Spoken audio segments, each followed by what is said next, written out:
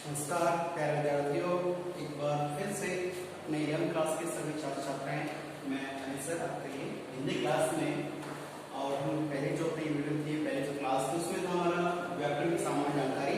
तो उसमें लगभग हम 4 पॉइंट पूरे कर चुके हैं छोटी बातों के। उसमें हमारा वर्ण, ध्वनि, अपसर, शब्द, विचार हो गए हैं। और अब हम जो शुरू करने जा रहे हैं वो है नंबर 5 पॉइंट है। हालांकि आपको लग रहा होगा सर ये कहाँ काम आने वाले है, क्या चीज है, लेकिन मेरे छात्र मान लीजिए आप में से कुछ बच्चे हिंदी साहित्य लेते हैं या कुछ जैसे भी, लेकिन अगर कोई भी आप सब्जेक्ट ले वो बात नहीं है, लेकिन जैसे भी आप बड़े क्लास में जाने के बाद जब भी कॉम्पिटिशन देते हैं तो ऐसे कई बार डेफिनेशन या इस तरह की चीजें पूछ लेते हैं और हमें ज्ञान होना चाहिए कि हम पढ़ रहे हो क्या चीज है। तो अगर आप इसे ऐसे छोड़ देते हैं, ऐसे मान लेते हैं, तो आपका एक बाद में नुकसान हो सकता है।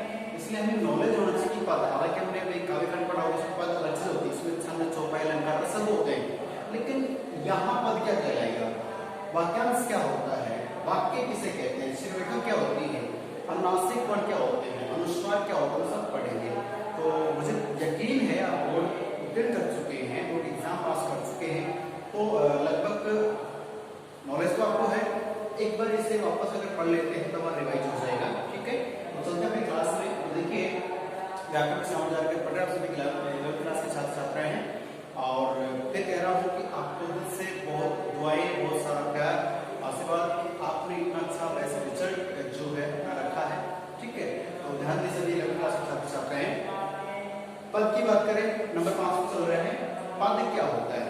ठीक है, हमने वर्ण पढ़ लिया, ध्वनि पढ़ ली है, अक्षर और शब्द पढ़ लिए, अब बनता है पद। तो देखिए जब किसी शब्द का जब किसी शब्द का वाक्य में प्रयोग करने पर, हमने शब्द लिया, पहले अपना क्या था, ध्वनि, फिर वर्ण, फिर अक्षर, फिर शब्द, आपको याद रखना। पहले ध्वनि माना, उच्चारित करते हैं कोई भी शब्द क्या है, कोई भी एक शब्द क्या है, भाई हमारी ध्वनि है, मैं बोल रहे कुछ बोल रहे हो गया ध्वनि। उसको अगर लिखित रूप दे दें तो क्या हो जाता है, वो वर्ण हो जाता है। उसके बाद करें वर्णों का समूह, जैसे जो है सार्थक की बात करें तो क्या होता है, हमारा एक अक्षर था, अक्षर के बाद क्या था, अक्षरों का सार्थक अगर शब्द बनता है, सार्थक है दोनों वो समूह है तो शब्द बनेगा। तो शब्द की बात करें कि जब किसी शब्द का वाक्य में क्या करते हैं, प्रयोग करते हैं, वाक्य बनाएंगे, उसमें सेंटेंस में हमने वो शब्द डाला। ठीक है, अब उस शब्द में क्या है, वाक्य प्रयोग करने के बाद में अन्य शब्दों के साथ अगर वो संबंध स्थापित कर लेते हैं, यानी कि संबंध स्थापित हो जाता है, तो उसे पद कहेंगे। जैसे मान लीजिए आप लोग बैठते हैं, आप किसी भी 11वीं क्लास में हैं तो आप अपने क्लास में अपने ग्रुप बनेगा। ठीक है, तो आप एक एक करके विद्यार्थी आ रहे हैं, फिर एक क्लास बनेगी, उस क्लास में फिर आप किसी पास बैठते तो कोई मित्र बनता है आपका, कोई नहीं बनता है, तो उनके साथ आपका संबंध कैसा है। तो अगर हमने कोई भी शब्द है, उस शब्द को किसी वाक्य में प्रयुक्त किया, वाक्य में हमने लिखा, लेकिन उस शब्द का उस वाक्य के अन्य शब्दों के साथ यदि संबंध स्थापित हो जाता है, तब वो शब्द क्या कहलाएगा, वहां पे पद का रूप धारण कर लेता है। ये ध्यान रखना है। ठीक है, तो देखिए वाक्य में आपको दे रहा हूं, उसमें पुस्तक लिख दिया। अभी पुस्तक क्या है, ये तो अपने में एक शब्द है। इस शब्द को मैं क्या करूंगा, एक वाक्य में प्रयुक्त करूंगा, वाक्य में इसका प्रयोग करेंगे। अगर वहां ये संबंध जोड़ लेता है तब तो ठीक है, नहीं तो ये बिना काम हो जाएगा। तो प्यारे छात्र छात्राओं, इसको रटना नहीं है, समझना है। अपना तरीका ये रहेगा कि बस ठीक है लिखा हुआ है, लेकिन इसे दिमाग में डालना है, बस फ्रेंड्स ये है।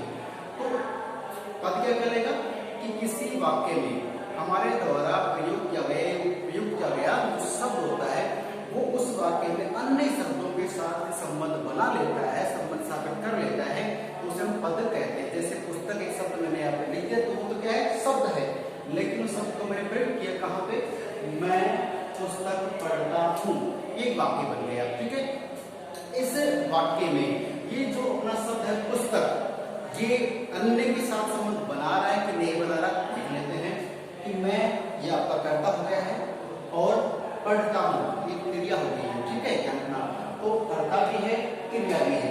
लेकिन आप जानते हो कि आपने 10वीं बोर्ड में पढ़ा होगा व्याकरण में कि सकर्मक क्रिया, एकर्मक क्रिया पढ़ा होगा। ठीक है, जिसमें कर्म है वो सकर्मक, जिसमें कर्म नहीं है वो अकर्मक।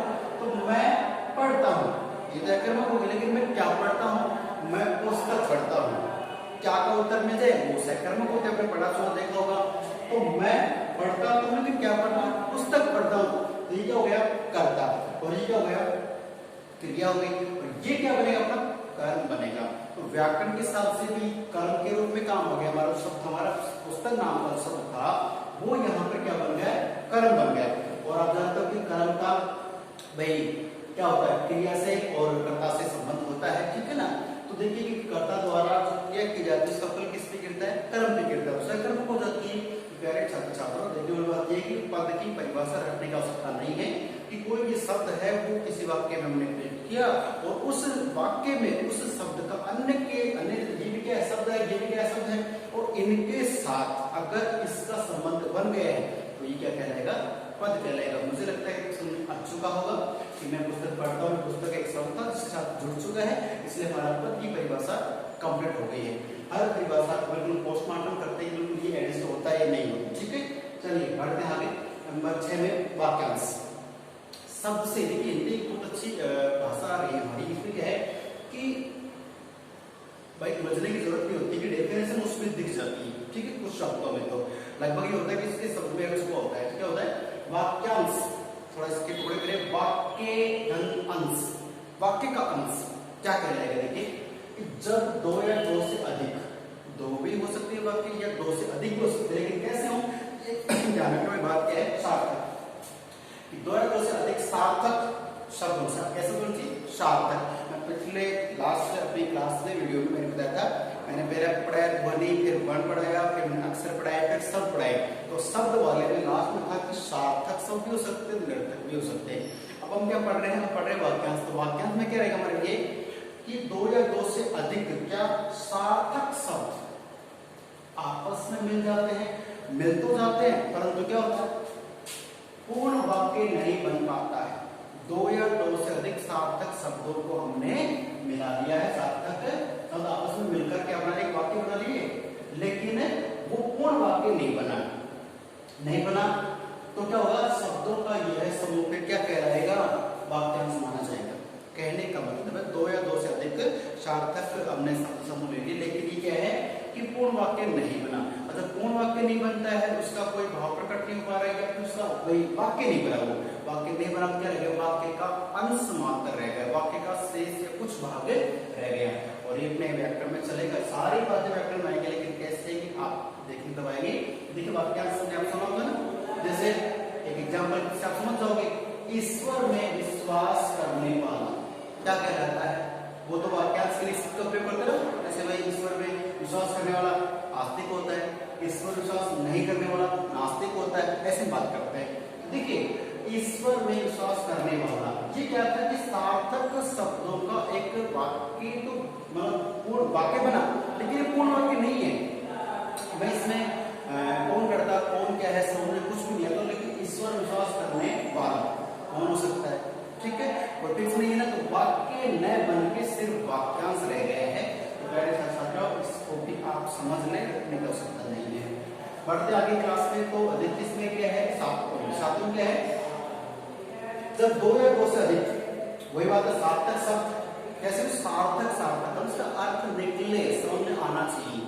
इसके बारे में बात करते हैं, जैसे कि भाई एक तो सीधा वाक्य होता है, विभूत थी आज क्या सब्जी बनाए, क्या खाना पकाए, तो उसमें आपके अलग अलग बिजाय होती है कि ये बनाना बनाना। कई बार पापा से पूछते तो बार पढ़ रहे क्या बनाने की, बनाओ दाल वाल, दाल वाल, ठीक है। तो दाल तो समझ आती है, वाल नहीं होती ना। तो उसी प्रकार से हम लैंग्वेज में बोलते समय कई निरर्थक शब्दों का प्रयोग कर लेते हैं जो उस वाक्य के हिसाब से सही नहीं होते। वही बात यहाँ पढ़ रहे हैं कि जब दो या दो से अधिक क्या हो, सार्थक शब्द हो, और सार्थक शब्द आपस में मिलकर किसी निश्चित अर्थ या भाव को प्रकट करते हैं।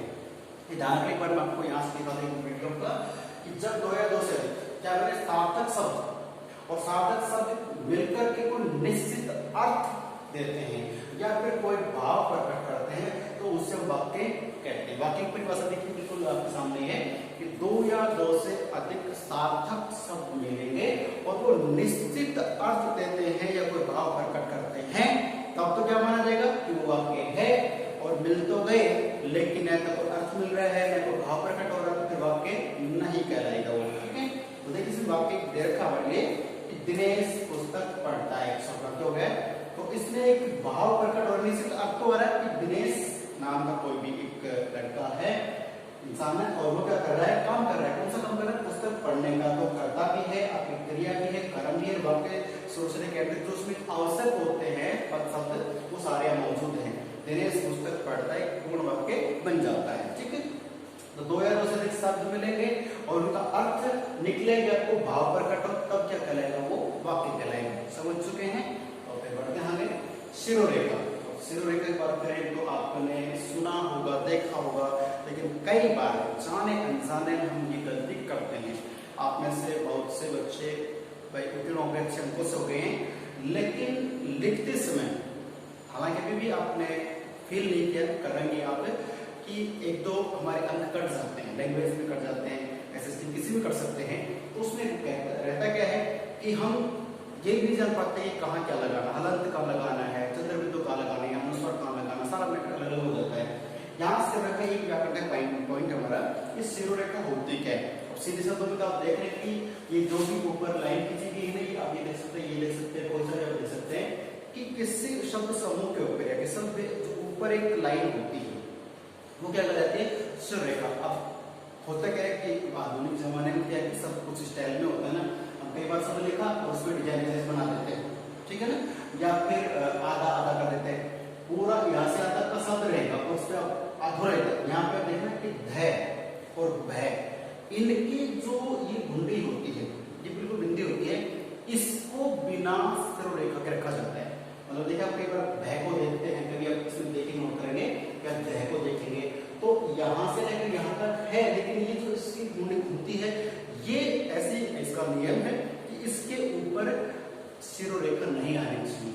तो ये लिखने का हमारा तरीका होना चाहिए। छात्रों लिखने का ऐसा नहीं भी कॉम्पिटिशन एग्जाम में हम केवल ऑब्जेक्टिव टाइप क्वेश्चन आएंगे और हम टिक कर देंगे, सिलेक्ट हो जाएंगे। देखिए आप आरएस और आईएएस एग्जाम में जो मेन एग्जाम होता है उसमें सब कुछ ऐसे आपको 10 उत्तर लिख के देना पड़ता है। ठीक है, आपके सपने अच्छे ऊंचे हैं और बनेंगे आप कभी, तो उसमें होता है कि रिटर्न में देना पड़ता है। वहां पे क्या करेंगे, हमारी हैंडराइटिंग अच्छी नहीं है या फिर हम बेसिकली नॉलेज नहीं रखते हैं तो मार्क्स कट जाते हैं। ठीक है, ध्यान रखना है कि शिरोरेखा होती क्या है।